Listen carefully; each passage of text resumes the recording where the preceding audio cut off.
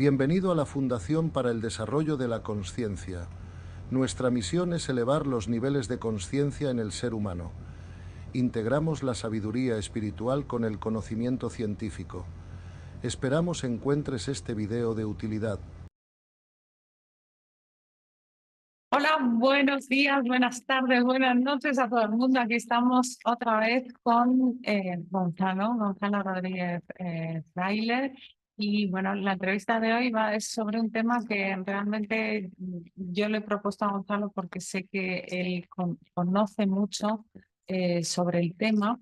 Y es un tema en el que me apetecía realmente profundizar en el sentido de un apetecer como de realmente querer profundizar, ¿no? En el conocimiento que tiene Gonzalo sobre la mística en general y en particular hoy sobre la mística del maestro Eckhart.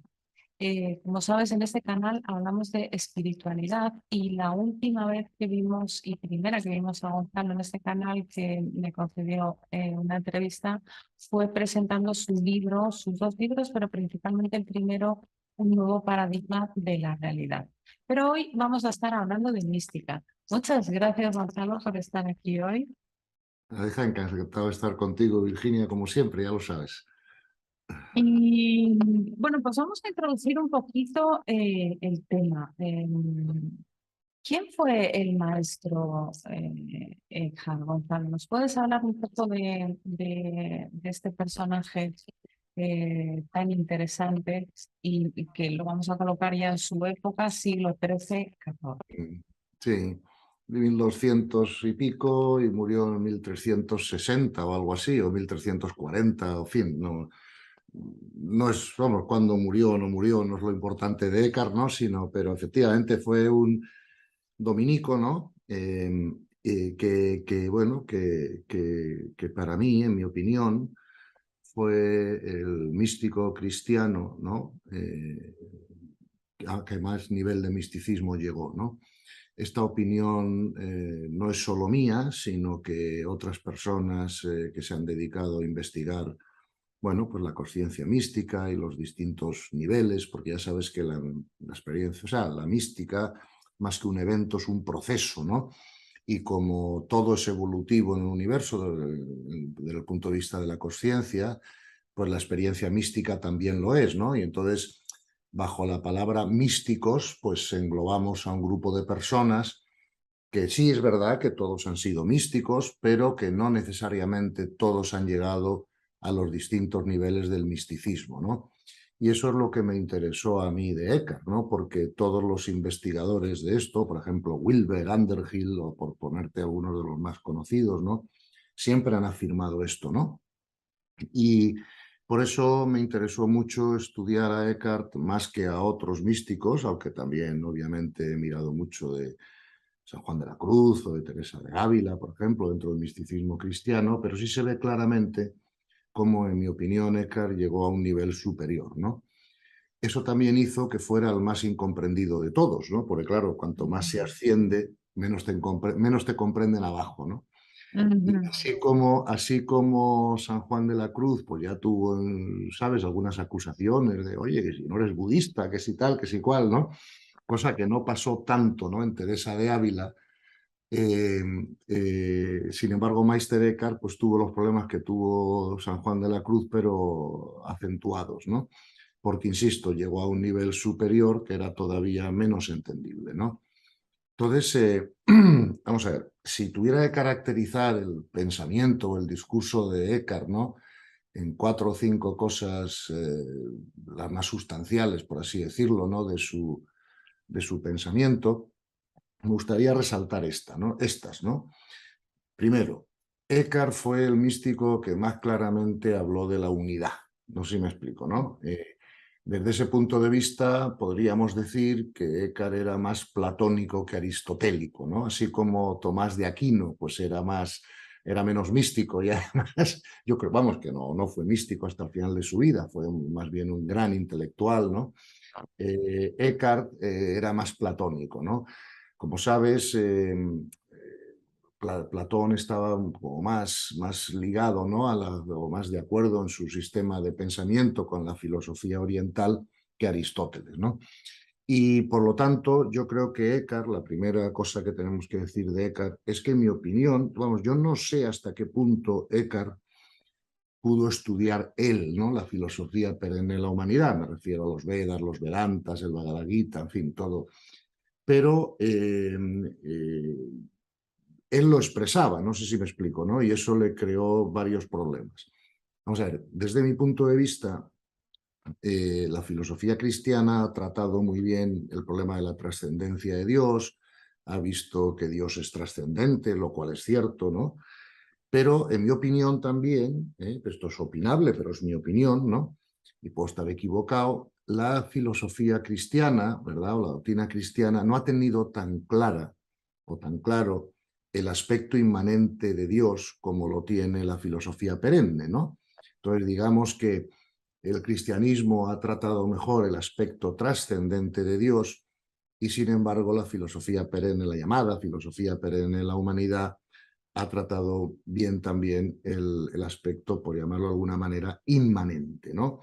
Por lo tanto, es central en el pensamiento de Eckhart esta comprensión de la unidad universal, ¿no? La unidad de la realidad, ¿verdad? Que es el primer capítulo de mi segundo libro, está dedicado a eso, ¿no? Y por lo tanto, Eckhart se da cuenta de que, claro, de que cuando el Génesis, después de la creación, dice, y Dios descansó, ¿no? Como diciendo, Dios se desentendió ya de la creación, pues ya estaba hecha. Eckhart dice, claro, que eso es una mala interpretación. O sea, la idea central de Eckhart es que todo lo creado se crea en Dios, ¿no? Y en esto coincide mucho con San Pablo, cuando San Pablo nos decía, en él vivimos, nos movemos y existimos, ¿no? Y por lo tanto, ese aspecto, ¿no? Inmanente de Dios es, yo creo que Eckhart es el que mejor lo comprende o lo trata en toda la tradición cristiana o del misticismo cristiano, ¿no? Creo que San Juan de la Cruz también lo toca, ¿verdad? Pero yo creo que Eckhart lo lleva ya a un estadio superior, ¿no? Y por lo tanto, él afirma que la creación no es una creación pasada, ¿no? Sino que ahora ya se va desarrollando sola, sino que la creación es una creación continuada. Entonces, qué casualidad que si tú coges autores, por ejemplo, Goswami, ¿no? Que es un científico, pero que ha crecido en la filosofía perenne, pues en su libro Evolución Creativa, pues explica científicamente muy bien todo lo que intuyó, por ejemplo, Eckhart, ¿no? Y además, si lees a Eckhart, te darás cuenta de que, por ejemplo, te pones a leer al lado, ¿no? A Ramana Maharshi y no lo sabes distinguir. Es decir, si yo no te digo quién ha escrito qué, ¿sabes lo que te quiero decir, no? Y te pongo solo el texto, realmente, como tú habrás visto ya, pues es muy parecido, ¿no? Y yo creo que eso es lo que causó un poco de sorpresa o estupor, ¿no? En el mundo cristiano, puesto que la doctrina en aquella época pues no estaba de alguna manera tocando estos temas, ¿no? Fíjate que en la doctrina cristiana, si te vas a los primeros cristianos, ¿no? Por ejemplo, San Pablo o por ejemplo San Basilio de Cesarea, que creo que es padre y doctor de la Iglesia, pues ellos tenían muy claro, ¿no? La preponderancia del alma. San Basilio de Cesarea llegó a afirmar que la tierra era una escuela de almas, no sé si me explico, ¿no? Y eso está muy bien visto por su parte. Pero de alguna manera yo creo que a partir del año 400 y pico y tal, ya de alguna manera irrumpieron, ¿no? En los concilios o en la definición, ¿no? De la doctrina, pues personas que podían ser teólogos pero que no eran místicos, ¿no? Y entonces se empezó a estropear un poco todo el tema, ¿no? Y luego ya, justo en la época de Eckhart, pues todavía no habíamos llegado a la revolución moderna, ¿no? Y por lo tanto, cuando él hablaba de la forma que hablaba, pensaba de la forma que pensaba, pues fue rechazado por la ortodoxia del momento, ¿no? Porque la ortodoxia cristiana del momento se le había como olvidado, ¿no? Un poco lo que habían dicho los padres de la Iglesia, habían hecho una interpretación del Evangelio también muy dualista, en mi opinión, ¿no? y por lo tanto, pues claro, chocaba con las enseñanzas de unidad de Eckhart, ¿no? Ten en cuenta que el cristianismo de esa época pues tenía centrada, ¿no?, un poco su discurso en, bueno, pues en la moral regulada, en la doctrina dogmática y, bueno, en la necesidad de adquirir virtud, ¿no? Virtud, ¿no? Y lo que Eckhart resaltó es que la manera más rápida de adquirir esa vida virtuosa era la comprensión espiritual, ¿no? Era el camino místico, el camino contemplativo, el camino de la experiencia personal de Dios y no tanto el camino de la creencia, ¿no? O la de la moralidad arreglada, ¿no? Y claro, te puedes imaginar en aquella época pues el impacto que esas ideas tenían, ¿no? Y por qué mucha gente se puso nerviosa, ¿no? Además, Eckhart, y con esto termino una primera una andanada, ¿no? De sus ideas y luego ya vamos por donde tú quieras ir, ¿no? Profundizando, ¿no? Pero fíjate que tradicionalmente en la filosofía perenne se dice que hay como dos caminos, ¿no?, hacia la unión con Dios. Uno que es el camino del conocimiento, ¿no?, de la comprensión, que se llama jnana, ¿no?, y otro que es el camino de la devoción, ¿no?, que de alguna manera lo llamaron bhakti, ¿no? Claro, siempre afirmaban los místicos arios, ¿no?, que ambos caminos llegaban al mismo sitio, porque cuando la cabeza avanzaba, se abría el corazón, y cuando se abría el corazón se aclaraba la cabeza, ¿no? Con lo cual al final acabamos en el mismo sitio. Pero sí es verdad que Eckhart recomendaba mucho el camino del conocimiento, ¿no? Para él, y por eso yo siempre me he sentido muy atraído a él, porque ya sabes que las personas genéticamente pues estamos más preparadas, o por carácter o por personalidad, ¿no?, para seguir un camino u otro, ¿no? Y yo he probado los dos caminos, he practicado los dos, obviamente, y sí tengo que afirmar que, al menos en mi caso, ¿no?, que puede ser distinto en otros casos para otras personas, porque no todos somos iguales, ni todos tenemos la misma habilidad o capacidad, ¿no?, para un camino que para otro. Pero yo el camino de la devoción nunca me transformó tanto como el camino del conocimiento, y por eso me gusta tanto Eckhart, ¿no?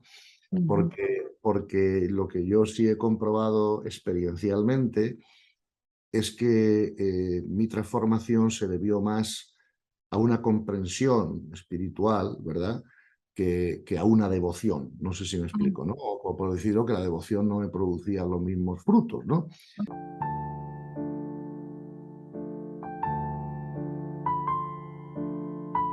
Vamos a empezar por lo más fuerte de Eckhart. Venga, Que venga, todo el venga. mundo cuando lo lee dice, no, por favor. Yo soy la causa de que Dios es Dios. Si yo no existiera, Dios no sería Dios.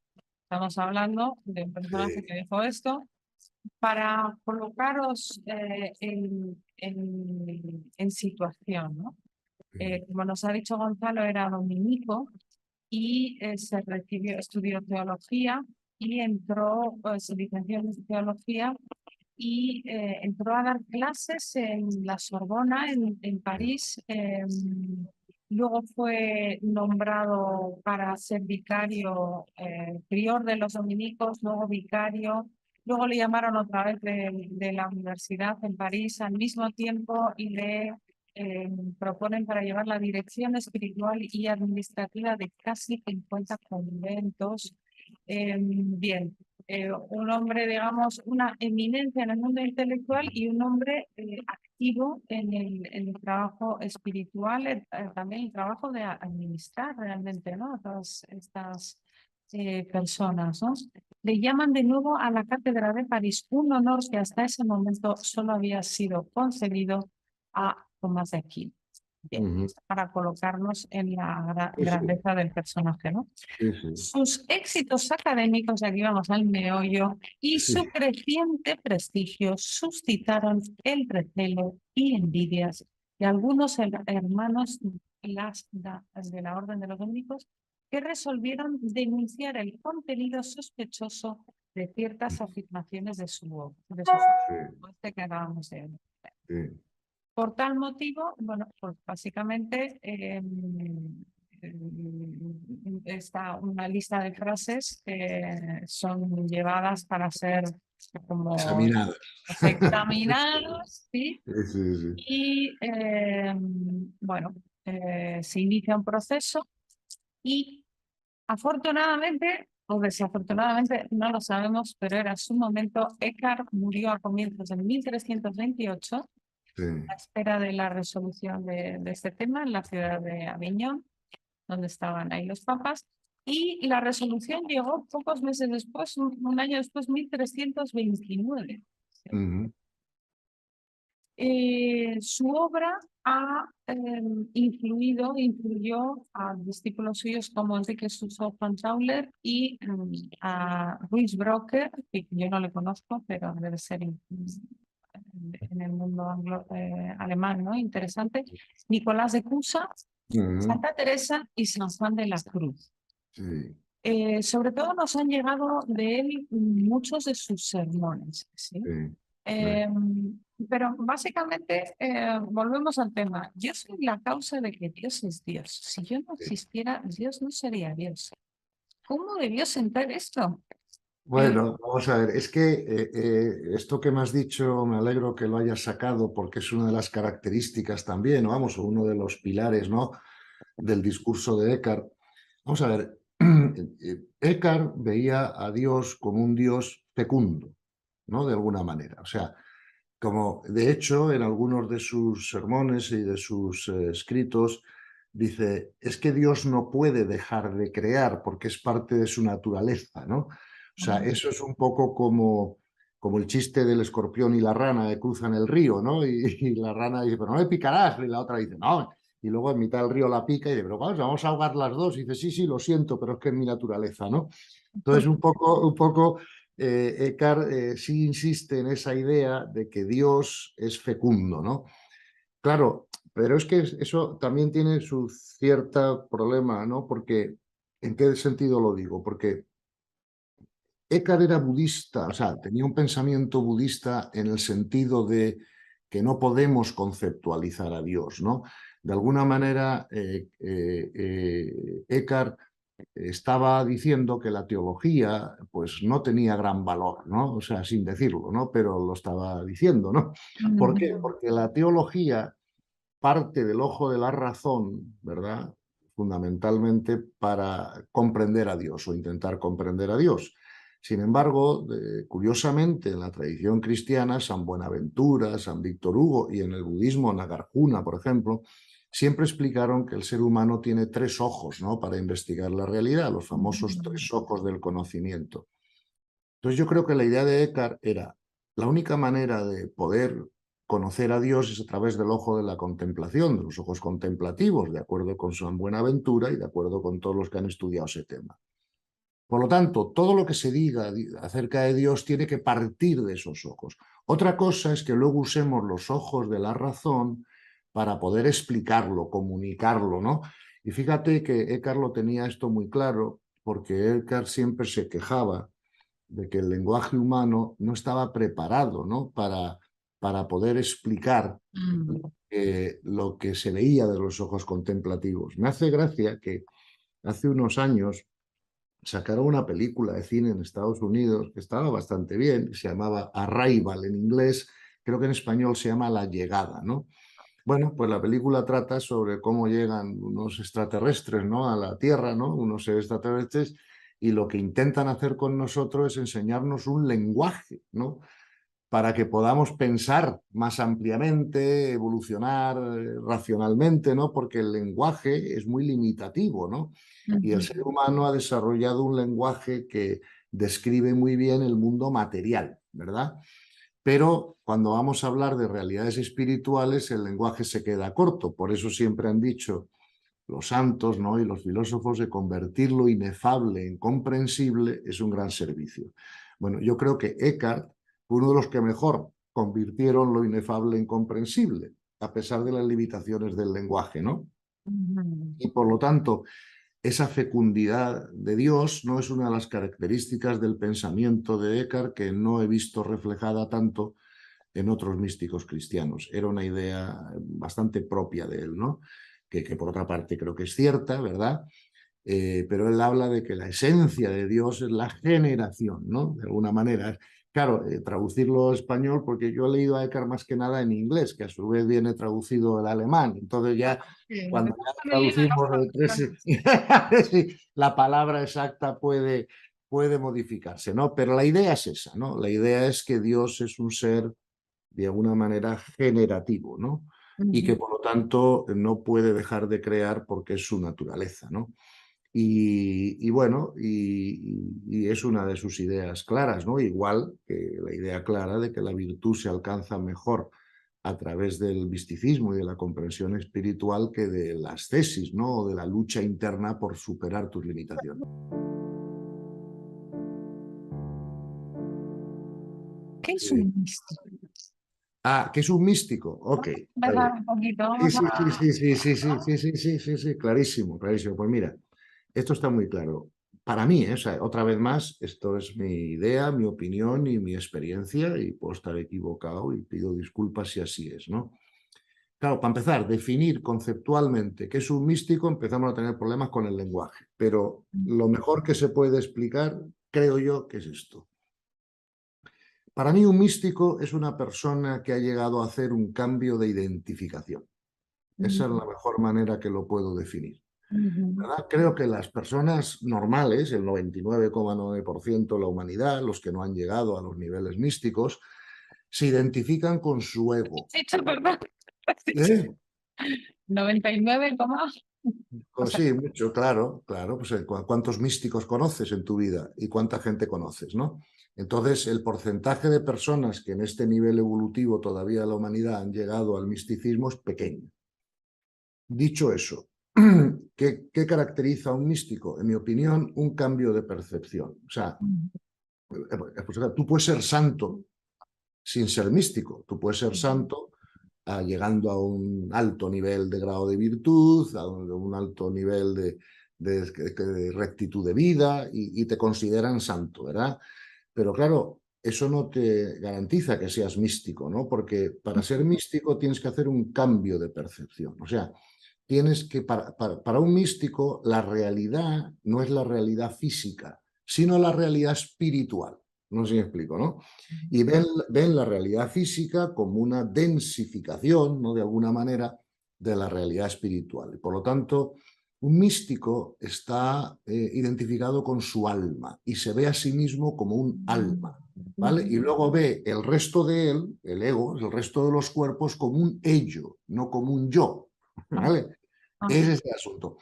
Por eso, en la doctrina cristiana hay un problema con esto, ¿no? Porque claro, el concepto de persona, ¿no? En el cristianismo le da, en mi opinión, y en opinión de casi todos los místicos, una excesiva importancia al cuerpo físico, ¿no? Mientras que los místicos de alguna manera, ¿sabes? Han soltado, ¿no? Es cuando muy... dices esto, te refieres a esta, lo que creen los católicos, que el cuerpo será, que uno va a resucitar en el cuerpo. Sí, claro, pero sí, eso un místico no está de acuerdo con ello en general, ¿no? Bueno, yo creo que también en la doctrina católica recientemente se han dado cuenta de ese problema y por eso los tres últimos pontífices, San Pablo II, Ratzinger, Benedicto XVI y Francisco, si están hablando ya de un cuerpo espiritualizado. O sea, que claro, que ya no es resurrección de la carne. Claro, es que eso es lógico, ¿no? Porque claro, si tú lo piensas, eh, vamos a ver, la realidad espiritual es multidimensional, ¿vale? A eso se refería, creo yo, Cristo en el Evangelio cuando decía, el cielo tiene muchas moradas, ¿no? Entonces, ¿qué es una dimensión nueva, ¿no? Una dimensión nueva, ahora ya comprendida por la física moderna, por la física cuántica, ¿no? Una dimensión nueva es un nuevo mundo, ¿no? Donde la energía vibra más rápido, ¿verdad? Y no lo puedes percibir por los sentidos físicos, pero sí tiene más información, porque cuanto más rápido vibra la energía, más información puede contener. Eso lo hablamos ya en nuestra primera entrevista, creo, y es una comprobación de la física, ¿no? Entonces, ¿qué pasa? Que un cuerpo de carbono, o sea, un cuerpo de carne y hueso como el nuestro, no podría existir en esas dimensiones porque se quemaría. O sea, si yo pongo mi dedo en una, vamos, una energía de alta vibración, lo quemo, lo desintegro, no sé si me explico, ¿no? Y por lo tanto, la resurrección de la carne dejado ahí sin más, pues claro, ya estaba siendo un poco chocante, ¿no?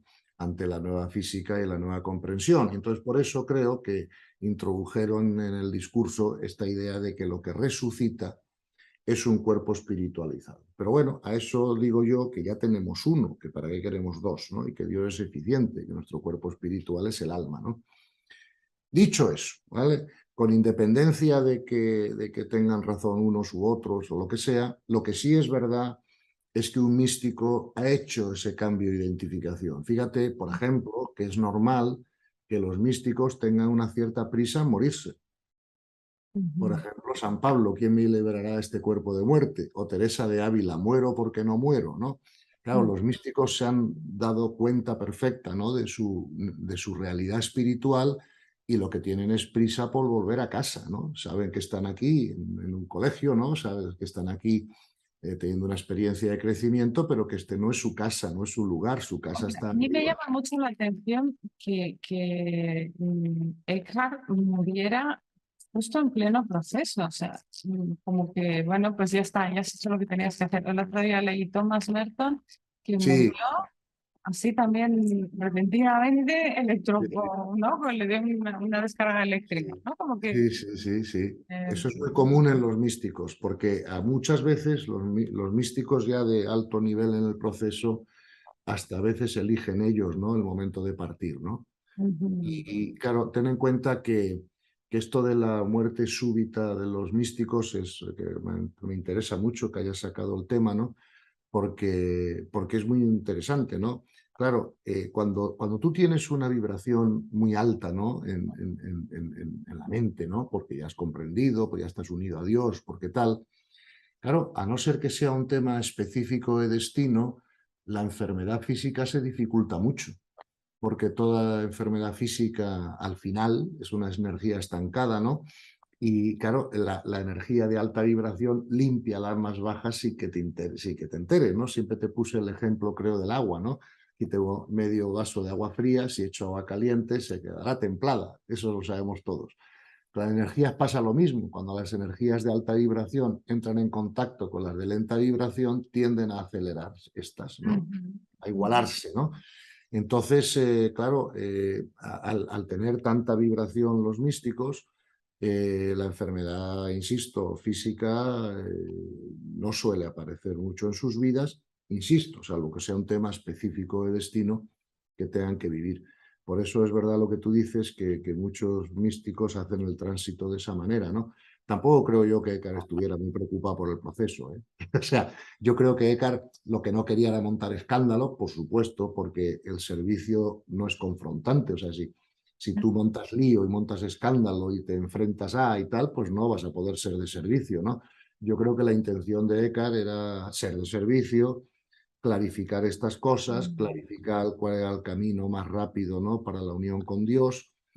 Fíjate que en sus discursos y todo eso, él no habla tanto de sus prácticas espirituales o de su intensa contemplación y meditación, pero sí habla mucho, ¿verdad?, de la experiencia personal de la relación con Dios y de la comprensión espiritual para poder lograrlo, ¿no? Y eso es lo que le hace, en mi opinión, muy atractivo, ¿no?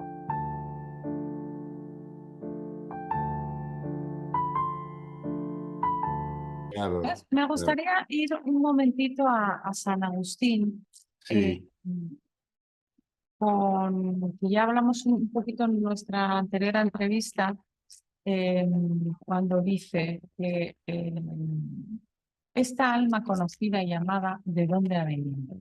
claro. ¿Está acaso prisionera en la, entre comillas, cárcel del cuerpo? ¿Existía ya desde la creación del mundo y aguardaba su unión con el cuerpo? Entonces, aquí, claro, esto es uno de los temazos. Dijimos que en la correspondencia con San Jerónimo, la teoría de San Agustín es que o las almas se propagan de aquella que se le dio al primer hombre, o se le da a todos un alma nueva, o ya existen las almas en alguna parte, que es la que, un poco la que concordábamos, y vienen a los cuerpos por designio divino o espontáneamente. Pero bueno, en todo caso, que una Si me de... permites un momento, porque esto que estás tocando para mí es muy importante, ¿no? Vamos a ver, en la época de San Agustín todavía la doctrina oficial de la Iglesia no se había pronunciado sobre esto, ¿verdad? Y San Agustín, dentro de su humildad, dice, bueno, pues ya cuando se pronuncie la Iglesia, pues me acomodaré al pronunciamiento, pero mientras tanto, hoy no hay pronunciamiento, yo veo estas cuatro posibilidades, ¿no? Efectivamente, yo creo que San Agustín sí pensaba que lo más lógico era la existencia previa del alma, ¿no? Eso es, para mí es un tema evidente, ¿no? Y creo que de las cuatro posibilidades que da San Agustín como posibles, pues evidentemente creo que la correcta es la tercera, ¿no? Las almas existen con anterioridad y vienen a ocupar los cuerpos por diseño divino, no espontáneamente, ¿verdad? Porque en mi opinión, toda la creación está dirigida por Dios, a Dios no se le va la creación de las manos, y sabemos que toda la creación material, ¿no? Como nos decía San Basilio o el propio Eckhart, ¿no? Es fundamentalmente, está creado para que pueda ser escuela de almas. O sea, lo que tenemos que comprender es que los hijos de Dios son las almas, no los cuerpos. Los cuerpos no están hechos a imagen y semejanza de Dios. Las almas sí, porque son espirituales y son inmortales, ¿verdad? Entonces el cuerpo no es espiritual, es físico y además no es inmortal. Por lo tanto, tenemos que comprender que los hijos de Dios son las almas, que los cuerpos son creaciones de Dios para que las almas puedan tener experiencias evolutivas, ¿no? Si no, nos explicaría con qué facilidad se carga Dios un cuerpo para que eso tenga beneficio para el alma, pero no es que lo veamos en la realidad de la creación todo el día, ¿no? Sino que lo vemos en las enseñanzas evangélicas. El Evangelio nos dice, no os preocupéis de lo que mate en el cuerpo, no pueden matar el alma o dañar el alma. Nos dice más, nos dice, si te escandaliza tu ojo, tu mano, arráncatelo, más te vale, ok. Y dice más, dice, y vendrán guerras y tribulaciones y desastres, lo que sea, pero no os preocupéis que son necesarios, claro, necesarios para la evolución del alma, ¿no?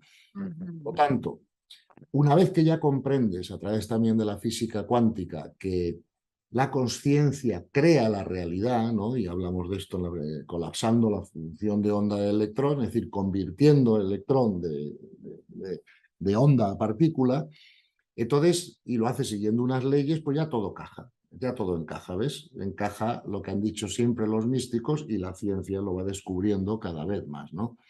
Por eso siempre digo que el futuro de la humanidad tiene que consistir en algún tipo de integración entre la filosofía cristiana y la filosofía perenne, ¿no? Porque la filosofía cristiana explica muy bien el amor, ¿verdad? Que es lo más importante, y la trascendencia de Dios. Pero la filosofía perenne explica mejor, en mi opinión, el aspecto inmanente de Dios y también explica mejor la realidad universal. El Evangelio no trata sobre eso, ¿no? Entonces, fíjate que es curioso que la ciencia moderna le está dando la razón continuamente y cada vez más a la filosofía perenne, hasta el punto que la filosofía perenne afirmaba que todo lo material, lo que nosotros llamamos físico material, es ilusorio, y ahora los grandes científicos nos están diciendo que es holográfico, pero es la misma idea, no sé si me explico, ¿no? Por lo tanto, creo que una integración entre ambas filosofías tiene que ser el futuro de la humanidad, ¿no? Para que haya unidad y nos sigamos en la Torre de Babel, ¿no? Y yo creo que Eckhart es el mejor exponente de eso. Por eso siempre digo que tenemos que resucitar a Eckhart. Y por eso me gustó que tuvieras la iniciativa de hablar de esto, porque creo que esto es un tema central, ¿no? Todos los demás otros místicos cristianos se han quedado un poco más cortos, y Eckhart, sin que a mí me conste, ¿no?, que fuera un erudito o un estudioso de la filosofía perenne, pues la había visto claro por los ojos contemplativos. Y parte del rechazo que la ortodoxia tuvo a Eckhart fue por esa razón, en mi opinión, ¿no?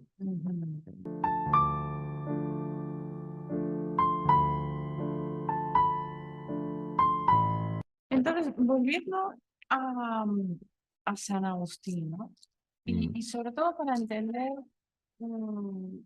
¿qué es lo que podemos tomar del Meister Eckhart, ¿no? Del maestro Eckhart? Un poco, ¿cuál es la concepción del alma de San Agustín? Y él habla de las tres facultades: Ujú, memoria, la inteligencia y la voluntad. ujú. Entonces, porque claro, cuando hablamos de la unión mística, Sí, aquí tenemos que empezar un poquito a entender qué es lo que se une, ¿no? Entonces, mi pregunta para ti, Gonzalo, ¿qué es lo que en tu entendimiento podemos rescatar de San Agustín? Que a mí me parece que casi todo San Agustín es casi sí, todo. todo. Yo de San Agustín rescataría casi todo. Sí, a mí eso también, justo con Eckhart me acabas de nombrar a los que para mí, pues tienen más capacidad de ver, ¿no? Y qué curioso que ambos eran más platónicos que aristotélicos, en mi opinión, cosa que no le ocurría a Tomás de Aquino, ¿no? Entonces, yo creo que, vamos a ver, siempre, fíjate, con Rafa Domingo, ¿no? Que es el autor, el coautor del libro que tengo, Espiritualizarse, hemos hablado mucho esto, ¿no? Estamos intentando teorizar, ¿no? Claro, porque una de las cosas que ambos decimos es, oye, si somos almas, si el alma existe, que es un poco lo que tú me estás preguntando, ¿cuáles son las facultades del alma? O sea, ¿qué puede hacer el alma que no pueda hacer la mente? No sé si explico, ¿no? Porque, claro, sabemos muy bien que tenemos un cuerpo físico que donde radica el instinto y luego un cuerpo emocional y, bueno, y la mente para lo racional. Y entonces tenemos un alma, ¿vale? ¿Y qué puede hacer el alma que no puede hacer la mente, ¿no? Vamos a ver, en mi opinión, la que se une con Dios es el alma, ¿verdad? No es la mente necesariamente. Y las facultades que yo barrunto, digo barrunto, hija, porque esto estamos en pañales de la investigación, las que yo barrunto y las que mi coautor parece estar de acuerdo conmigo, lo cual me da un cierto grado de seguridad, porque ya son dos mentes pensando mucho en esto, que estamos de acuerdo, pues a mí me parece que una de las cualidades que tenemos en el alma es la libertad. ¿Ok? La libertad radica en el alma. Por ejemplo, yo creo que la mente es más como un ordenador, ¿vale? Entonces, claro, el ordenador no es libre, el que es libre es el usuario. Entonces yo le puedo cambiar un programa, dar una tecla, ahora puedo decir, me salgo de la reunión, pero claro, el ordenador responde a mis instrucciones, o sea, procesa, ¿no? Mis instrucciones. Y por lo tanto yo creo que la mente es más como un ordenador, ¿verdad? Que si tienes un input determinado y un programa, sabes cuál va a ser el output, pero ahí no hay libertad, ¿verdad? La libertad la tiene el usuario del ordenador. En este caso, para mí, el alma es la usuaria de la mente, ¿no? Cuando ya te sitúas en el alma y la desarrollas, ¿no? Entonces, la libertad. La segunda, en mi opinión, ¿verdad? Capacidad que está en el alma y no en la mente es la intención. Pues fíjate que por eso los niveles de conciencia, ¿verdad? Responden mucho más a la puridad de intención que a la brillantez mental o intelectual, ¿no? Por lo tanto, creo que la intención está en el alma. Y creo que otra tercera capacidad del alma que no tiene la mente es la capacidad de ver esencia. La mente siempre ve apariencia, ¿verdad? A lo mejor si es una mente muy buena, ves una apariencia muy sofisticada, ¿no? Y muy completa y todo lo que tú quieras, pero no deja de ser apariencia. Para ver esencia, eso tienes que hacerlo con el alma, ¿no? Entonces, dicho de otra manera, creo que el instinto se origina en el cuerpo, la razón se origina en la mente y la capacidad intuitiva o contemplativa se origina en el alma. Eso es lo que yo he experimentado o creo que es así, ¿no? Insisto, claro, como todo está integrado, también es muchas veces muy difícil decir la mente acá empieza aquí y acaba aquí y aquí empieza, o sea, todo está, hay líneas a veces borrosas, ¿no? Porque cuando el ser humano está integrado, por ejemplo, yo sé que las emociones tienen un origen en el cuerpo instintivo, ¿no? A diferencia de los sentimientos que tienen un origen en el campo mental. Ahora también es verdad que cuando yo estoy sintiendo o experimentando una emoción negativa, pues eso puede llevarme a tener pensamientos negativos. No sé si me explico porque todo está integrado, pero el origen está en este cuerpo y no en el otro, ¿no? Con los sentimientos pasa lo mismo, se originan en el campo mental, pero pueden influir los otros cuerpos. No sé si me explico, ¿no? Yo tengo una Entonces, teoría de que todo no. está integrado, pero claro, hay un refrán de Wilber o una frase de Wilber que a mí me gusta mucho que dice, para integrar algo bien, primero tienes que ser capaz de separarlo bien. No sé si me explico, ¿no? O sea, y luego ya lo integras, ¿no? Ujú. Entonces, yo creo que hasta ahora no habíamos separado la mente del alma. Creo que todas las cualidades del alma se la habíamos dado a la mente, incluida la libertad, la intención, la capacidad de ver esencia. Y Sí. eso no es así, ¿verdad? Y por eso es bueno decir esto, ¿no? El alma, si existe, tiene que tener su función. Si tengo una nariz, es para algo, claro, para oler. Si tengo unas orejas, es para algo, para escuchar. No hay nada que tú y yo tengamos que no sirva para algo, o sea, que no tenga una función, ¿no? Entonces, el alma tiene esas tres, en mi opinión, debe tener más que esas tres, ¿eh? Con eso no agoto todas las capacidades del alma. Aquí, ¿qué piensas tú de la memoria como definitoria del alma? Que es lo primero, dice, describe el tesoro que almacena la memoria. Sí. Claro, es que verás, es que esto es un poquito controvertido, ¿no? Porque vamos a ver, como tú sabes, la mayor parte de los místicos que yo he leído creen en la experiencia sucesiva del alma. O sea, cree que el alma a lo largo del tiempo va a tener más de un cuerpo físico en este planeta o en otros o en donde haga falta, pues para ese trabajo de evolución, ¿no? O sea, esta es como una experiencia común de muchos místicos. Claro, claro, y de ahí por eso Eckhart se refiere a la memoria del alma, ¿no? Pero claro, la doctrina cristiana actual no está de acuerdo con eso, ¿no? Y por lo tanto cree una de las cuatro posibilidades de San Agustín, es decir, como que Dios crea el alma al mismo tiempo que crea el cuerpo y que el ser humano solo tiene una experiencia, ¿no? En mundos físicos. Mm. Claro, el problema que tiene eso es que no pueden explicar por qué está demostrado ahora y está demostrado científicamente que las personas nacen con niveles de conciencia distintos, ¿vale? Mm. Entonces, no solo con caracteres y personalidades y genéticas distintas, sino con niveles de conciencia distintos, que es lo que determina al final toda tu vida, ¿no? Y Mm. entonces, ¿de dónde viene esa diferencia? Entonces, claro, si quieren seguir sosteniendo que es un alma, un cuerpo, y que el alma ha sido creada en el mismo momento que el cuerpo, ¿no? Y que ambos conforman la persona, entonces tenemos que aceptar el hecho de que Dios crea almas de distinto nivel. O sea, crea un alma de bajo nivel de conciencia y luego crea una de alto nivel de conciencia, pero claro, hay un refrán de la espiritualidad que es muy conocido que dice, como es arriba es abajo, ¿no? Entonces, cuando yo veo cómo es abajo, veo que todos los bebés nacen sin personalidad, inocentes. Coño, y uno puede pesar 3 kilos y otro puede pesar 5 kilos, pero no nace ningún bebé con 25 kilos y con barba. No sé si explico, ¿no? O sea, que no hay diferencia, ¿no? Por gracias a Dios, ¿no? Claro, claro. Entonces, entonces, eh, entonces, lógicamente, yo creo que es más lógico pensar, de acuerdo además con casi todos los místicos, porque ningún místico ha afirmado nunca lo contrario. O sea, hay místicos que no han hablado de ello, pero ningún místico que haya afirmado la doctrina actual, ¿no? O que yo conozca, ¿no? Que lo haya dicho. Y por lo tanto, todos los que conozco han dicho lo contrario, ¿no?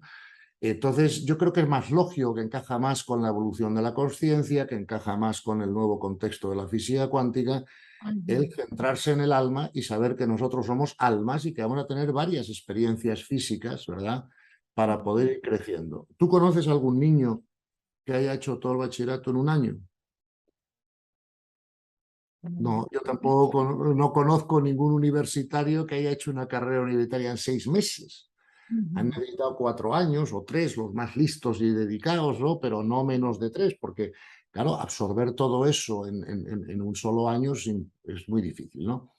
Lo mismo pasa con el crecimiento espiritual. O sea, ¿cuántas veces hemos visto que un alma que haya nacido con el nivel de conciencia, pues yo qué sé, de Pablo Escobar o de Al Capone, ¿no? Haya acabado su vida siendo Teresa de Calcuta? O sea, yo el único caso que conozco es el de San Pablo, ¿no? Y tampoco sé hasta qué punto estaba tan mal antes, pero, pero generalmente tú observas que eso no es así, que es más bien al contrario, ¿no? Por ejemplo, Teresa de Calcuta, desde que es niña, pues sabe que no puede limitar su amor a tan poca gente, que no puede tener una familia y que tiene que dedicarse a la humanidad entera. Y es que lo sé porque me lo ha dicho a mí. ¿Entiendes? Mientras que cuando era pequeño, Al Capone lo que quería ya era robar los juguetes al vecino. No sé si me explico, ¿no? Entonces, el nivel de conciencia está presente desde el momento del nacimiento y por lo tanto tiene que venir de algún sitio, ¿no? Y claro, si no creemos en la existencia previa del alma, entonces tenemos que aceptar o admitir que Dios crea almas, ¿no? De distinto nivel. Y eso vemos que aquí en la Tierra no ocurre. Entonces, bueno, me parece que es difícil sostener esa idea con los datos que tenemos hoy. Pero, oye, esto dicho con todo el respeto a toda persona que pueda pensar como le parezca mejor, pero simplemente la realidad actual no se explica en su totalidad sin la idea de la experiencia sucesiva del alma, ¿no? Yo he crecido como católico, ¿no? Y nací en España, me eduqué en un colegio católico, y mis padres eran católicos, y mi familia y mi entorno era católico, y yo pues nací con esta idea, pero claro, luego ya, ante ir estudiando estas cosas más a fondo, ir leyendo a los místicos más a fondo, teniendo mis propias experiencias, yo diría místicas o contemplativas, pues es que me ha quedado claro que es de la otra forma, ¿no? Y bueno, no sé qué dificultades puede crear, o sea, al contrario, creo que da mucha paz el comprenderlo, ¿no? Porque una vez que tú comprendes que esto es una escuela de almas y que todo lo que ocurre, que es desagradable para tu ego, lo puedas ver más como una, digamos, como una oportunidad de crecimiento, como un problema, pues salimos ganando en paz interior, ¿no? Y claro, si ganas en paz interior, haces más eficiente el crecimiento espiritual porque tienes la vibración para poder hacerlo, ¿no? Si no tienes paz interior, creces muy despacio, ¿no? Porque hay mucha interferencia, ¿no? A recibir la gracia, ¿no? Y sin la gracia no hay nada que hacer. No sé si me entiendes. Entonces, porque todo nuestro crecimiento viene atraído por, ¿no? Digamos, no solo impulsado, sino atraído por Dios, ¿no? Y claro, nosotros tenemos que colaborar, tenemos que cooperar, pero no podemos pretender que él haga todo el trabajo, ¿no? Sino que tenemos que hacer nuestro trabajo y nuestro trabajo se facilita con la comprensión. Vale, y aquí entra el tema de la voluntad, pero cuando tú dices esencia, a mí me resuena a San Agustín, que cuando dice entendimiento, dice que es la potencia con la cual se comprende la verdad. Claro, estamos hablando de lo mismo, aunque usemos distintas palabras, ¿no? Pero es lo mismo, efectivamente.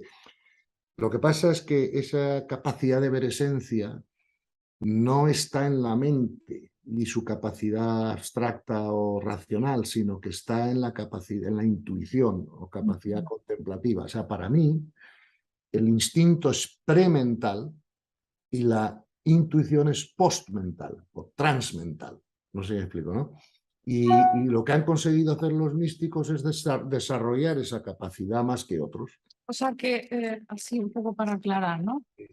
Gonzalo, la mente racional conoce a través de la razón. Sí, del conocimiento intelectual que es secuencial. A lleva B, lleva C, lleva D. Sí. Y el alma conoce a Dios a través desde de la intuición. aprehensión directa con H. No Pero, tienes que pasar por el proceso secuencial. pero la intuición sería la forma en la que La conoce. forma de conocer del alma, sí. Ahí que esto quería. La forma de conocer del alma, a diferencia de la mente, que es otra cosa, y que conoce a través de la racionalidad, ¿no? De la deducción, ¿no? Pero el alma es a través de la aprehensión directa con H.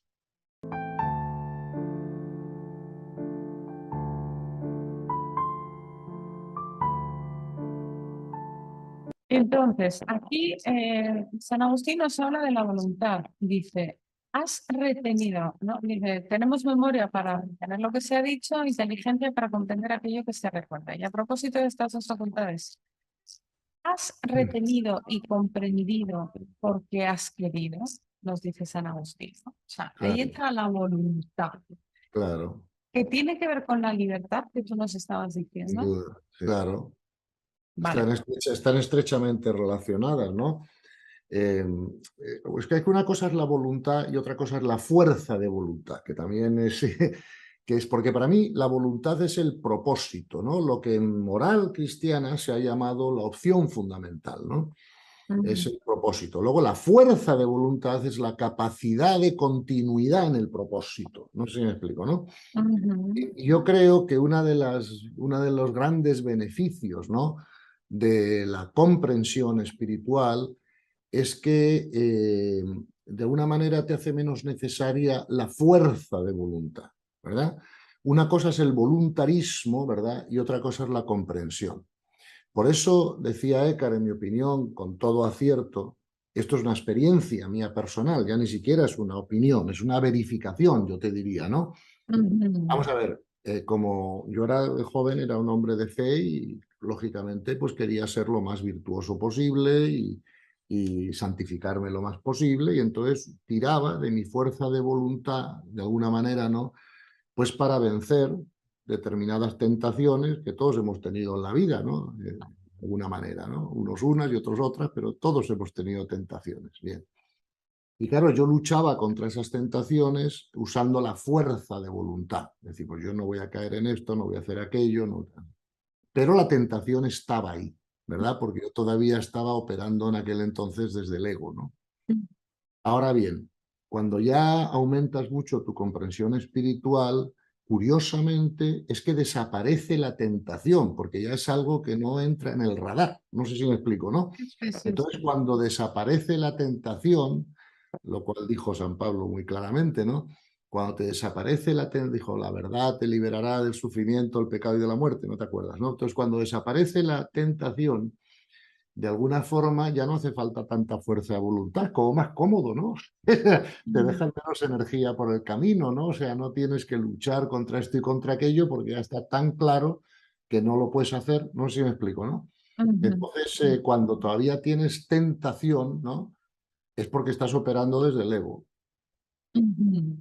Entonces, solo al trascender el ego, que no es eliminarlo, que es neutralizarlo, que es distinto, solo al trascender el ego es cuando empieza a desaparecer la tentación, ¿no? Y es una maravilla, la verdad, es comodísimo porque es que no tienes que esforzarte mucho en adquirir la virtud, o sea, como que la virtud viene ya de una manera automática, ¿no? Si me explico, que es un poco lo que Eckhart explicó, ¿no? O sea, no es que Eckhart estuviera en desacuerdo de que el perfeccionamiento de la virtud era innecesario en el ser humano, en absoluto. Él pensaba que era necesario. Lo único que creo yo explicaba, y lo explico yo también si hace falta, ¿no?, es que es más fácil, ¿no?, llegar a la virtud a través de la comprensión espiritual y de elevar el nivel de conciencia que de la lucha contra la tentación o contra tus limitaciones. No sé si me...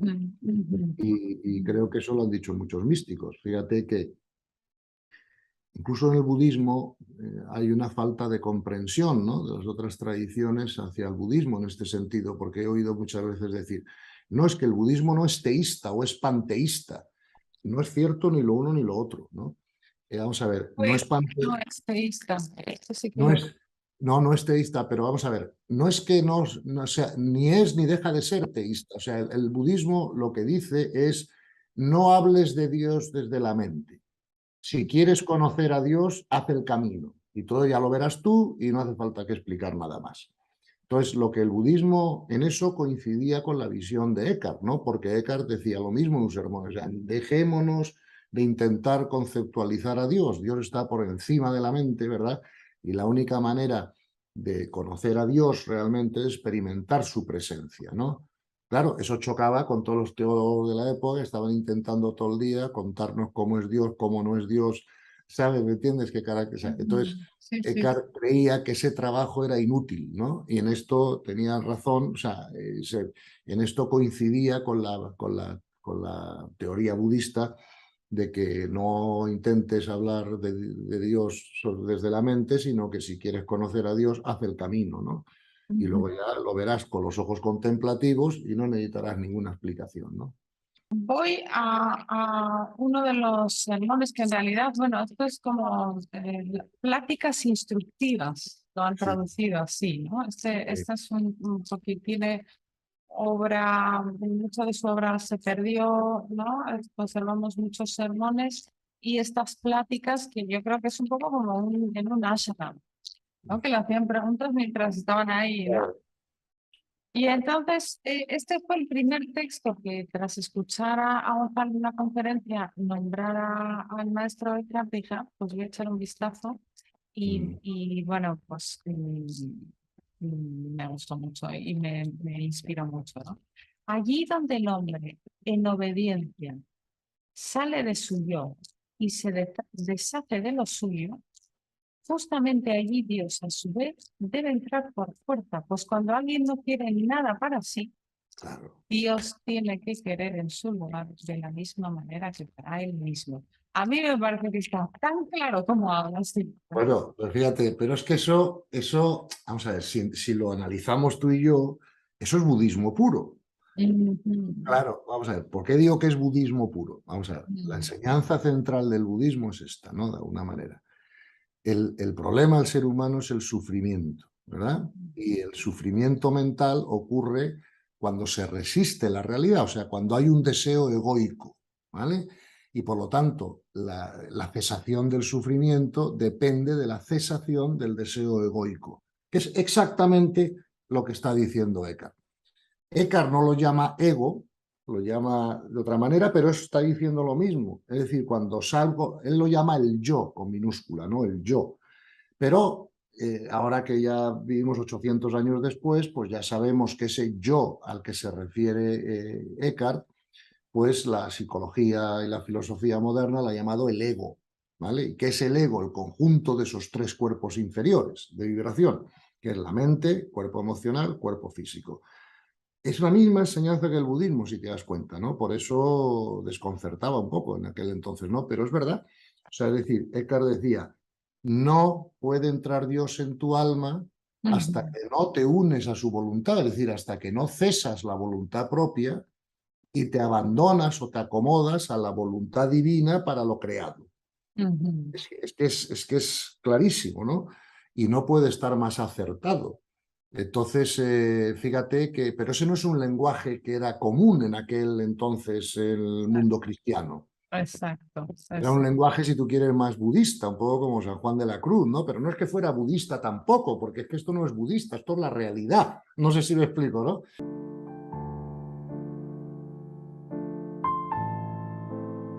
Y Y por lo tanto... mucho dice en la misma plática sobre la obediencia, dice, y así como la verdadera obediencia no debe saber nada de yo quiero, tampoco habrá de oírse nunca que diga yo no quiero, porque yo no Claro, quiero es un verdadero veneno para toda obediencia.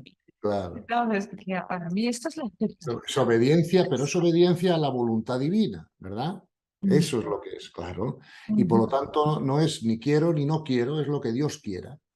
Y a mí me resuena con tu enseñanza que tiene que ver con la aceptación. Hombre, pero sin duda, mira, siempre te puse el ejemplo, un ejemplo de aceptación que yo tuve que vivir en mis carnes hace unos años, es que me salió un bultillo, ¿no? Un problema físico, ya te lo he contado alguna vez, pero es bueno repetirlo para entenderlo, ¿no? Y me dijeron, bueno, que podía ser que me ha picado un bicho, que era un cáncer muy malo, ¿no? Y que necesitaba hacerme un análisis o unas pruebas y 3 días en saber el resultado. Y el médico me ofreció unas pastillas para dormir mejor esos 3 días, ¿no? Hasta que llegara el resultado. Y yo me acuerdo que le dije al médico, mira, hijo, gracias, pero voy a dormir como un niño. Y me dice, pero ¿cómo vas a dormir como un niño si a lo mejor en 3 días te digo que tienes un cáncer terminal, ¿no? Y entonces le digo, pues mira, muy fácil. Esto como yo lo veo. Si tengo un cáncer, maravilloso. Señal que Dios ha dispuesto que tenga un cáncer para aprender cosas que sin el cáncer no aprendería. Me refiero a mi alma, ¿no? 2, lo mismo me voy antes para casa, pues qué maravilla, ¿no? 3, que no tengo un cáncer, pues estupendo. Estaré por aquí 15 años más intentando crecer más, intentando ayudar a otros a crecer y ya me iré a casa después. ¿Qué más da?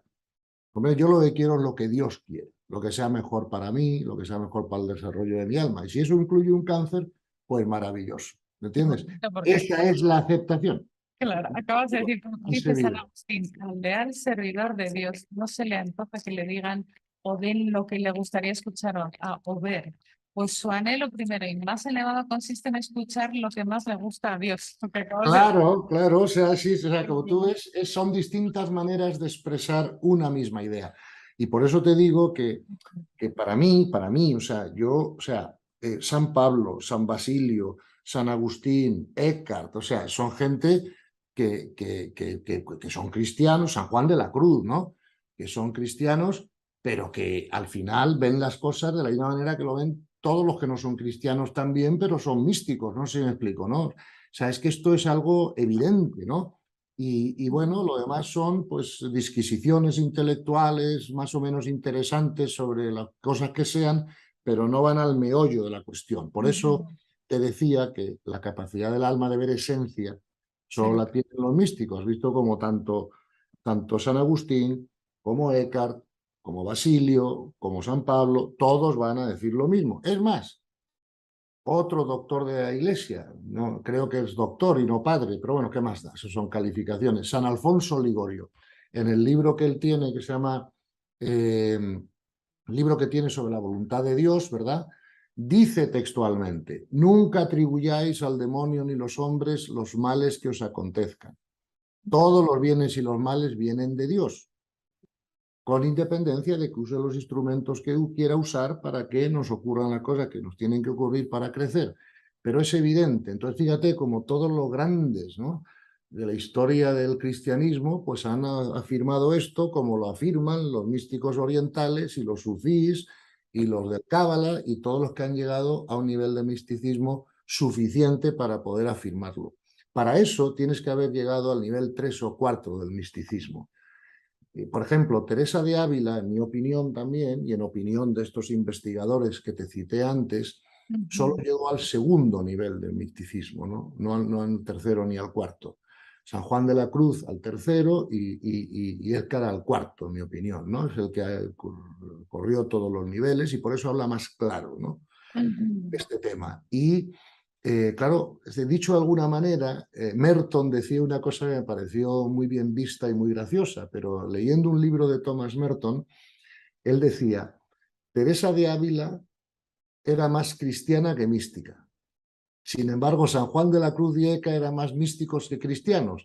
Por eso, San Juan de la Cruz y sobre todo Eckhart tuvieron más problemas con la iglesia o, digamos, o con la religión establecida que Teresa de Ávila, ¿no?, que llegó al segundo nivel del misticismo, que estos investigadores lo llaman el misticismo teísta, ¿no?, pero no llegó al misticismo causal ni al misticismo sin forma, ¿no?, como lo llaman estos investigadores, al que sí llegaron estos otros, ¿no? Y otra cosa que me gustaría decirte, por si esto lo aclara también, tú sabes que ha habido últimamente, o hay, mucha controversia, ¿no?, dentro del cristianismo de si los orientales son verdaderos místicos o no, o si existe el verdadero misticismo fuera del cristianismo, ¿no? Claro, y yo creo que esa confusión, hombre, es evidente, ¿no? Quiero decir, pero que esa confusión está ahí, ¿no? Y claro, yo creo que eso lo que está confundiendo a veces es niveles, ¿no? Porque, por ejemplo, ¿no?, si tú coges a Suzuki, ¿no?, el famoso maestro Zen, claro, Suzuki llegó al primer nivel de misticismo, lo que es la unión con todo lo creado, ¿no?, de la que, por ejemplo, un exponente en Occidente de eso podría ser Ralph Waldo Emerson, ¿no? Entonces, claro, si comparas esa visión mística con una visión de segundo o tercer nivel, pues claro, puedes ver que le falta algo, ¿no? Pero eso que le falta no es que te lo dé solo exclusivamente la mística cristiana, sino que la mística oriental en niveles superiores, por ejemplo, Ramana Maharshi o por ejemplo Maharaj. Ramana Maharshi llegó a un mayor nivel de misticismo que Teresa de Ávila, en mi opinión, sin duda ninguna. Solo tienes que mirar sus escritos, ¿no? Entonces, fíjate, además, te voy a decir una cosa que a mí me parece muy clara en este punto, ¿no? Fíjate, si la profundidad de la experiencia mística dependiese del concepto que tú tengas previo a la experiencia, es decir, dependiese de tu creencia religiosa, si dependiera de eso, ¿verdad?, entonces tú deberías poder controlar con la mente la experiencia mística, para que sea de una manera u otra. Claro, si yo tengo una fe cristiana y luego tengo una experiencia mística, parece que mi fe cristiana va a poder de alguna manera controlar lo que veo en la experiencia mística, ¿no? Pero la experiencia de tener una experiencia mística lo que te prueba es que no es así. Una experiencia mística se parece más a lo que te ocurre cuando sueñas por la noche. O sea, tú estás dormida y de un día sueñas, ¿vale? Pero cuando estás soñando, tú no estás controlando el sueño, no puedes dirigir el sueño, no puedes decir que me dejen de perseguir los lobos, por decir algo, ¿no? O que no, si sueñas que te persiguen los lobos, sueñas que te persiguen los lobos. O sea, el sueño te lleva por delante, tú no estás en control del sueño. Ahora, cuando te levantas a la mañana siguiente y ya te despiertas a otra realidad, ahí ya sí, ¿me entiendes? Puedes controlar lo que piensas o no piensas. Pues para mí la experiencia mística es como el sueño, o sea, cuando aparece, tus conceptos previos no determinan la experiencia. La experiencia es común para toda la humanidad porque es natural, o sea, es como cuando bebemos, pues tenemos la misma experiencia, cuando dormimos tenemos la misma experiencia. Si uno soñará con unas cosas y otro con otras, pero la experiencia de dormir es común. Y si me permites la grosería, pues la experiencia de hacer pis también es común a toda la humanidad. No sé si me explico, ¿no? Por lo tanto, son actividades naturales, ¿verdad?, que todos vamos a experimentar de la misma manera, ¿no? Entonces, es verdad que luego puede haber diferencias culturales, que a la hora de explicar lo que has visto, lo expliques con unas palabras o con otras, no usa las mismas palabras San Agustín que Eckhart o que Ramana Maharshi o que otro, ¿no? Pero al final la experiencia es común.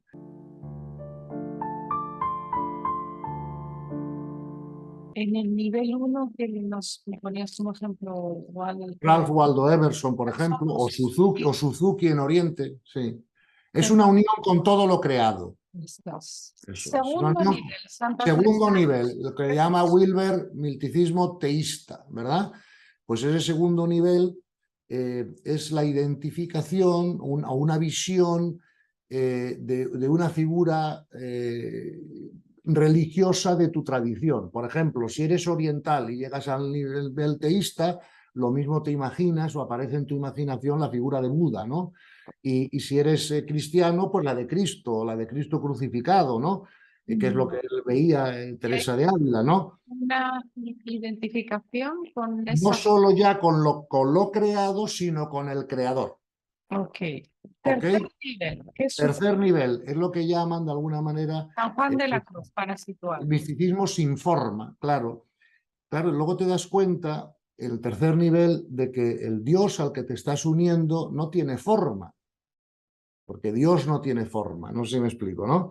Y entonces, claro, eso es chocante, ¿no? Porque en la doctrina cristiana, claro, Cristo es Dios hecho hombre, ¿no? Entonces, en el segundo nivel, pues te identificas con la figura de Cristo, ¿no? Pero en el tercer nivel ya vas a Dios directamente, ¿no? Al Dios sin forma, ¿no? Y luego ya en el último nivel, que se llama el nivel causal, es cuando ya te identificas con el creador sin forma, con todo lo creado, con la unidad universal, y es de donde se expresa Meister Eckhart o de donde se expresa Maharshi. O sea, yo en mi primer libro tengo una cita de Maharshi, no es que no me acuerdo ahora exactamente y no quiero decirla mal y no lo tengo a mano, pero Maharshi decía algo así: solo Braham es real, Braham es el mundo es Braham, o sea, como diciendo, ¿no? Esa unión, ¿verdad?, entre lo creado, Dios y un Dios sin forma, ¿no? Y entonces ese es el último nivel del misticismo y es donde yo creo que Eckhart llegó y que San Juan se quedó en el tercero y Santa Teresa en el segundo.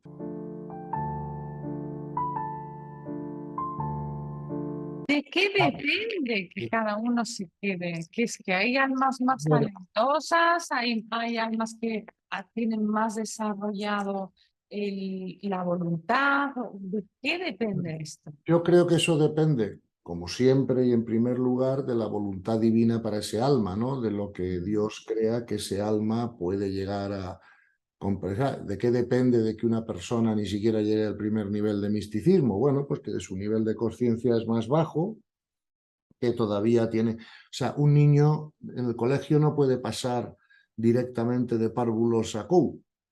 tiene que pasar por bachillerato medio, ¿no? Porque si no, no se entera luego de lo que explican en COU, ¿no? Entonces, hay un proceso, ¿no? Que Dios tiene en cuenta para cada una de las almas. El que sabe dónde está cada alma es Dios, mejor que nadie. Los demás tenemos opiniones, pero no certezas. Y por lo tanto, ese proceso tiene tiene que producirse en todas las almas.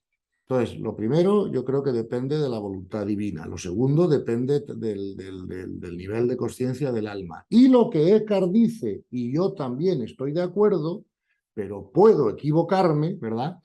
Es que también depende del grado de tu comprensión espiritual. O sea, Teresa de Ávila no tenía una gran comprensión espiritual como tenía Eckhart.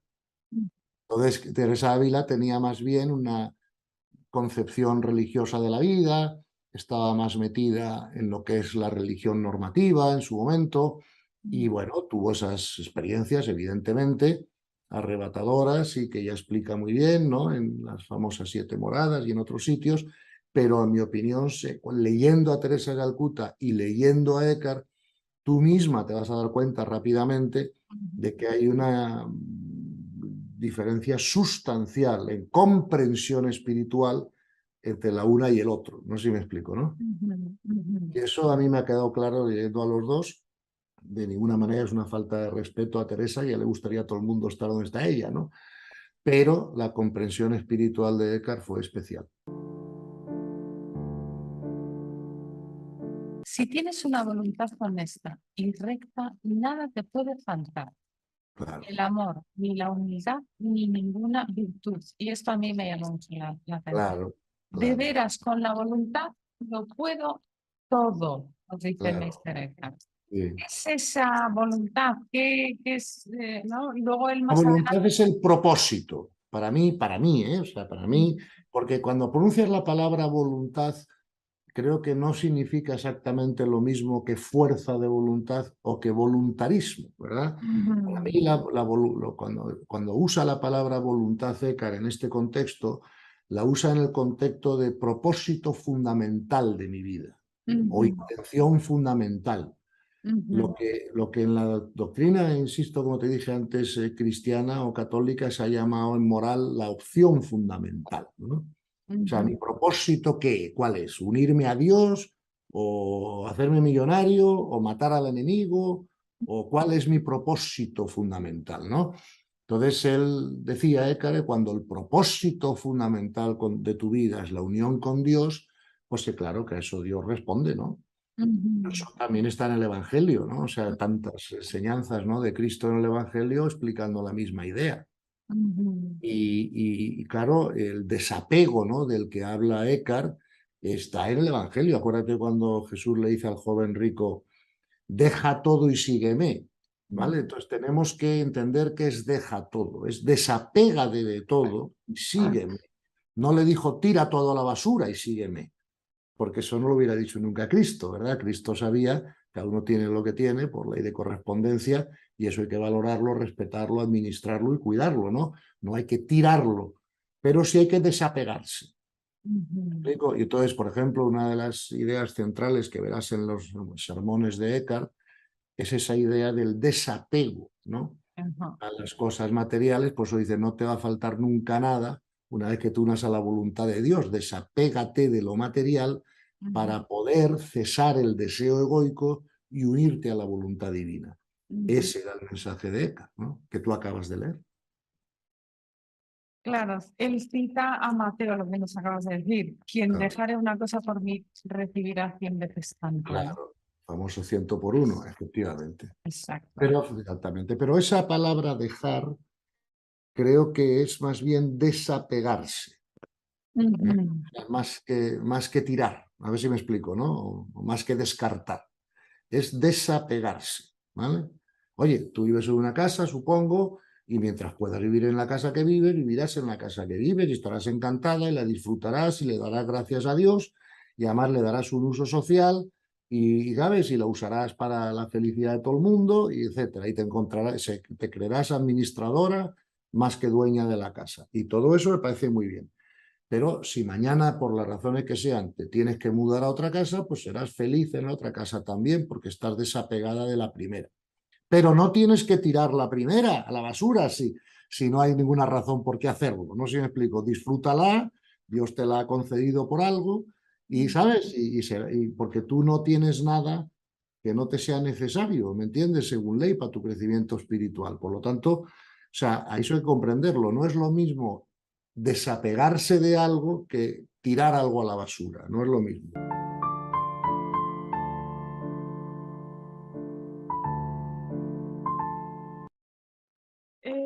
La plática 12 dice algo que también me impactó. Dice, Dios es un Dios del presente. O sea, me impactó cómo Claro, hablas. claro, Tal como te claro, encuentra, te toma, te recibe, no claro. como fuiste, sino No, como eres ahora. ¡Qué claro. bonito! Muy claro. Fíjate que nosotros, los seres humanos, si se opera desde el ego, cuando vemos a una persona, o sea, esto pasa mucho en las familias, ¿no? Por eso se dice nadie es profeta en su tierra, ¿no? Claro, por ejemplo, imagínate, no sé, que tú tienes un hermano o una hermana, ¿no? Y que resulta que de joven ha sido un desastre, ¿no? Y un, y un gamberro y tal. Y luego ahora, por lo que sea, pues ha tenido un proceso de reconversión, de crecimiento y ahora es una persona totalmente diferente. Pero cuando tú piensas en tu hermano, estás viendo una mezcla de lo que fue, de lo que es, de lo que, ¿sabes? Y esa es un poco la idea mental que tú tienes de la persona, ¿no? Claro, lo que dice Eckhart es que Dios solo evalúa, ¿no? De alguna manera, o observa el momento evolutivo del presente, ¿no? Porque claro, solo en el presente puede seguir educando a sus hijos, porque claro, yo tengo nietos, pero han ido creciendo, ¿no? Entonces, claro, no es lo mismo, cuando eran 2 años, pues hacía unas cosas para educarles distintas que las que hago ahora que tienen 12, ¿no? Entonces, además, sobre todo, es que además el tiempo no existe, ¿verdad? El tiempo es una construcción mental, ¿verdad? Y por lo tanto en los ojos de Dios solo existe el eterno presente, no sé si me explico, ¿no? Que es algo que Eckhart vio con mucha habilidad también, ¿no? Esa es otra de las razones por las que Eckhart afirma que Dios, claro, actúa en el presente, que siempre, que no hay un pasado ni un futuro fuera del tiempo, ¿no?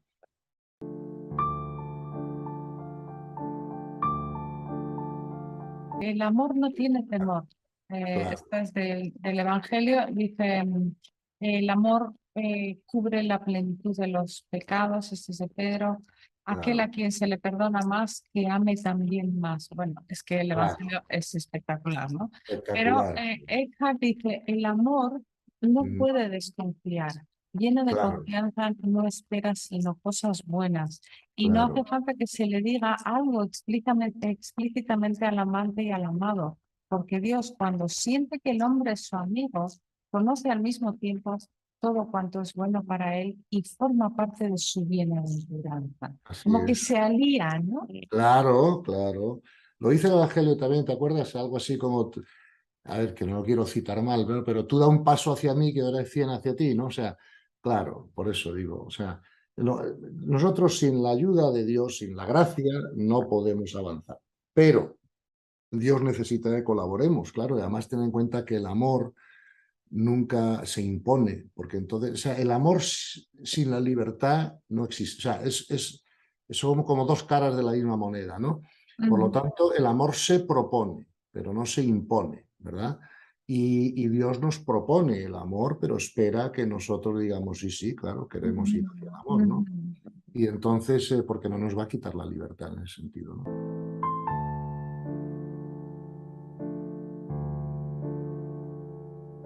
Claro, yo cuando leo frases como esta que es en una de la plática 16, que dice, el hombre que no haya su contento en Dios es demasiado codicioso.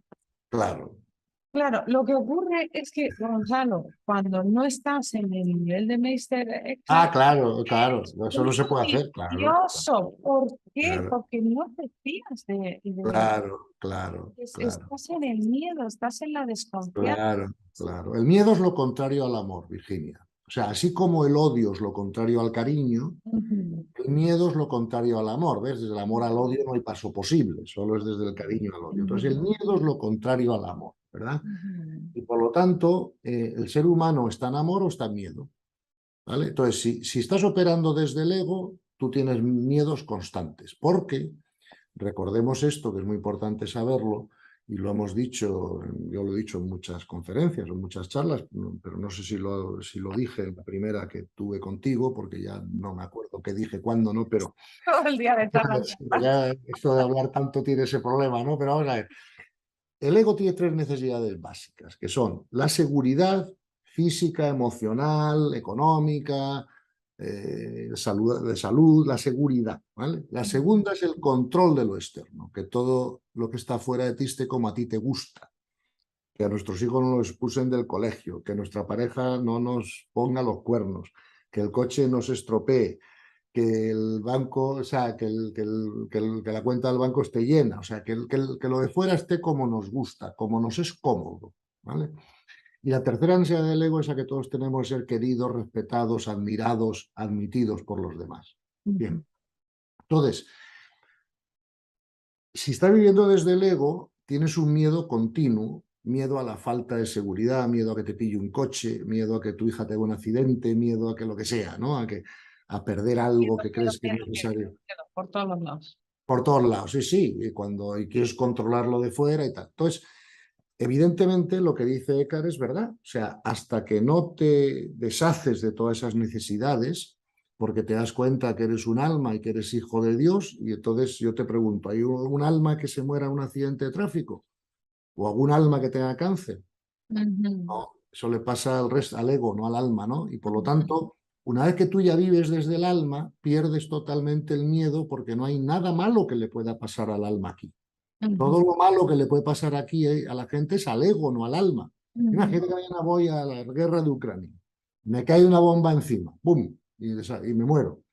El alma no se ha muerto, o sea, se ha muerto mi cuerpo físico, a mi alma no le ha pasado nada, ¿no? Entonces, si yo sé que soy un alma y me identifico con mi alma, ya no tengo que luchar contra los miedos. Es simplemente que los miedos no aparecen. No sé si en el radar, no sé si me explico, ¿no? Por eso digo, vamos a ver, esto es lo que dice Eckhart, ¿no? Y lo digo yo también. Tú imagínate, ya sé que no es el caso, ¿no? Pero que mañana venía una persona y me dijera, Gonzalo, mira, es que tengo un problema con el miedo, paso todo el día con miedo, el miedo me atemoriza, ¿sabes? Me paraliza. O sea, ¿qué consejo me puedes dar, no? Entonces, claro, si yo fuera un psicólogo normal, pues empezaríamos a analizar cada uno de los miedos, de dónde viene, por qué está ahí, no sé qué, no sé cuántos. Estaríamos años y años y años intentando resolver el problema y el resultado sería medio, ¿no? Ahora bien, ¿cuál es el camino más rápido, ¿no? Para salir del miedo? Oye, date cuenta que eres un alma. Vamos a trabajar en que te des cuenta que eres un alma y que lo comprendas profundamente y olvídate de los miedos de momento, porque en cuanto comprendas eso a fondo, el miedo desaparece solo y para qué vamos a estar horas y horas hablando del miedo cuando lo que tenemos que hacer es hacerte comprender que eres un alma. Exacto. Prefiero dedicar el tiempo a eso. No sé si explico. Una vez comprendido que eres un alma, ¿qué miedo puedes tener aquí?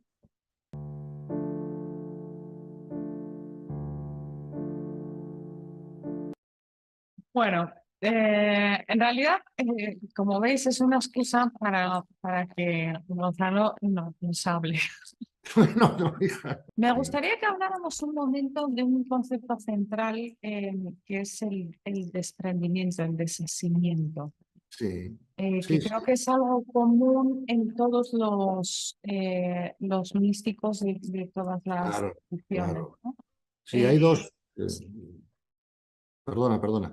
Digo que hay dos cosas comunes en todos los místicos, que es ese desasimiento, desapego del que tú hablas, ¿no? Que no es indiferencia en absoluto, ¿verdad? Porque es que fíjate, en inglés hay dos palabras, ¿no? Que es detachment o non-attachment, ¿vale? Entonces, el detachment no es lo que los místicos predican. Los místicos predican el non-attachment, o sea, más que el desapego, el no apego. O sea, verás, porque no quieren dar la sensación de indiferencia, de que me importa una mierda, de que, ¿sabes? Estoy separado de esto. O sea, no, es el no apego, no es tanto el desapego, ¿no? Entonces, esa es una de las ideas básicas. Y otra idea básica en Eckhart, que también la comparten los demás místicos de su nivel, es esta idea de la transsensibilidad. ¿Verdad? Que lo verás en muchos de sus sermones, ¿no? Si tuviéramos más tiempo para seguir leyendo sermones y comentando, ¿no? Pero esta idea de la transsensibilidad es muy importante en Eckhart, ¿no? Que es, fíjate, esto en la filosofía cristiana se ha entendido siempre bastante bien y de hecho tiene un nombre, ¿no? Y se llama santa indiferencia. ¿No? A mí no me gusta llamarlo santa indiferencia porque tiene mucho de santa, pero no tiene nada de indiferente, ¿no? Entonces, por eso me gusta más llamarlo transsensibilidad o metasensibilidad, ¿no? ¿Qué significa eso? Vamos a ver. Las personas de bajo nivel de conciencia, las personas que no tienen ninguna puridad de intención, son insensibles. A Pablo Escobar le importa una mierda si mata a 300 personas en un avión para vengarse de no sé qué, si van a sufrir o no sus familias, tal, eso no entra en su radar, ¿no? Él manda a poner una bomba y fuera. Eso es insensibilidad. Luego, las personas buenas, ¿no? Las personas que ya, aunque siguen en el nivel egoico, pero ya tienen buena intención y tal, son personas que llamaríamos sensibles, ¿no? Que sufren con el sufrimiento ajeno, etcétera, ¿no? Que les importa el sufrimiento de otras personas. Pero las personas que han llegado a un nivel todavía más alto ya entran en la transsensibilidad, claro, porque se dan cuenta de que si ellos sufren con el sufrimiento ajeno, su capacidad de servicio disminuye, ¿verdad? Porque baja la vibración. Entonces, esa santa indiferencia en el cristianismo siempre se ha entendido como una aceptación perfecta de la voluntad de Dios, sabiendo que las almas tienen que tener un destino y que las almas para aprender tienen que pasar por dificultades. Entonces, la santa indiferencia o la transensibilidad no te lleva a no ayudar o a no ser de servicio al que está pasando por dificultades, pero sí te lleva a comprender que esas dificultades son convenientes para ese alma, que tú intentarás aliviarlas, que intentarás resolverlas, que intentarás darles la información o la enseñanza suficiente para que ellos la superen, pero que no puedes evitárselo, porque es la voluntad de Dios para ese alma, ¿no? Y entonces esa transensibilidad te ayuda a mantener tu energía vital siempre alta, porque no entras en sufrimiento. Por ejemplo, tú eres madre, yo soy padre, y todos sabemos que, claro, nosotros sufrimos mucho, ¿no? Cuando vemos sufrir a nuestros hijos, no sé si me explico, ¿no? Pero claro, ¿estamos siendo sabios al sufrir? Es la pregunta, ¿no? Porque lo que tendríamos que hacer como madre y como padre es serles de servicio, pero no acompañarles en el sufrimiento, porque eso no sirve de nada ni a ellos ni a nosotros. Entonces, esa es la metasensibilidad. Yo pongo el ejemplo siempre de voy en un bosque contigo charlando tranquilamente y voy distraído por la noche, ¡bum!, me caigo en unas arenas movedizas. ¿Y yo qué prefiero? ¿Que te tires a las arenas para abrazarme y acompañarme para morirnos juntos y que no me muera solo? ¿O que te quedes fuera para echarme una rama y poder sacarme, ¿no? Entonces es un poco la idea, ¿no? O sea, no comprender que todo es la voluntad de Dios, comprender que todo el mundo tiene un destino y que nosotros tenemos que acompañarles en el destino, ¿no? O enseñarles a trascenderlo, pero no evitárselo, ¿verdad?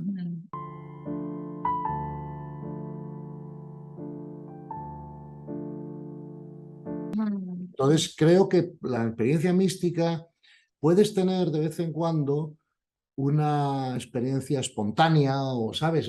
Pero vamos, pero aquí hay que distinguir también, ¿eh? Porque muchas veces hay que distinguir entre los estados alterados de conciencia y la experiencia mística genuina. Y lo que más lo distingue es que los estados alterados de conciencia realmente tienen más relación con un ego más contento. Mientras que el misticismo, la experiencia mística genuina, es una experiencia de disolución del ego, ¿no? No es tenerlo más contento, sino disolverlo. Por eso la experiencia mística es siempre transformadora de la personalidad, mientras que los estados alterados de conciencia no siempre.